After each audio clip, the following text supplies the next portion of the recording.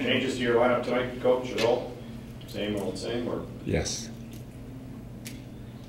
What's your message to your team? Just you come off that big emotional win versus Boston, and you don't want the trap words being thrown around. How do you make sure that they're just like engaged again against the team that's struggling? Well, it's been the same way we've been doing it since, for the last month. Our schedule just been crazy, and we've had some highs and some lows, and so just focus on how we have to play. Just focus, and that's what we do. We focus. We pre-scout the other team, obviously, to look at some tendencies, but we focus on how we have to play. So that was our talk today. It's about how we have to play. Make sure you respect the opponent, and at this time of year, anybody can beat anybody. What do you like about Matt Puempel with Bobby Ryan and Mika? Goes to the net. Anything else? Goes to the net. That's what that line's missing when I have them together, when they're off their game, nobody goes to the net. That's why Matt Puempel's there.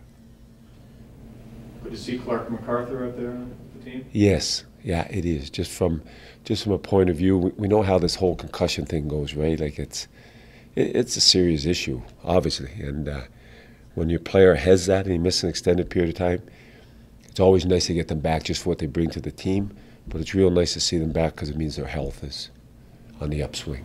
Is he cleared for contact, Dave, or? No. No, okay. Yeah. So he's still a long way to go then, probably, right? I don't want to get into how long because I don't know, Bruce. But that's the next step. Is he's out there? He was able to stay with us today, as opposed to skating on himself. Now the next thing will be, when will he be able to take contact? I don't know that yet. Does he fall into that category of guys that because they've been out a long time, and where are you going to get them in, or like to get them up to speed with how fast it is? You were talking about Zach Smith before. Yes, they're all in the same category. Like everyone said, Thursday's game was the biggest game in history, and now In history? Yeah, well, it was my partner. In history. And now tonight's game is the biggest game in history, and then Monday's game will be the biggest game in history, and then Thursday will probably be the biggest game in history. And if you're still in it next Saturday, that may well be the biggest game in history. When they're all this big, how do you keep an even keel approach? That's why our approach hasn't changed, right? It hasn't. When we were 14 points back, our approach didn't change. It was just how do we prepare for this next game? Put the work in. So it's a, I guess you call it a narrow focus. Yeah. The journey of 1,000 miles begins with one step. That's the way we do it. It's just like that. So now it doesn't change, right? So now as you move forward in the games, like that's why you get asked, is it a must-win game? Like the last 2 times we played Boston, is a must-win. Well, what's a must-win? Unless you're facing elimination.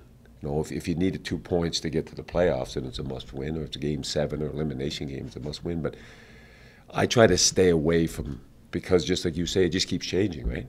Biggest game, then the next game's the biggest game. That, to me, that just adds pressure. How much have you seen a mood shift to those since you've taken over?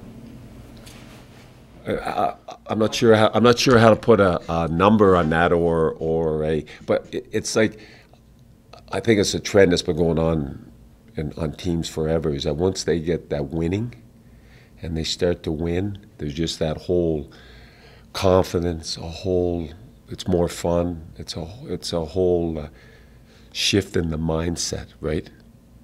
And it's what you strive to get right from the day one when your season starts. But we know the grind of that it is. But so when you get in it, you enjoy it, you keep pushing because it's a tough league.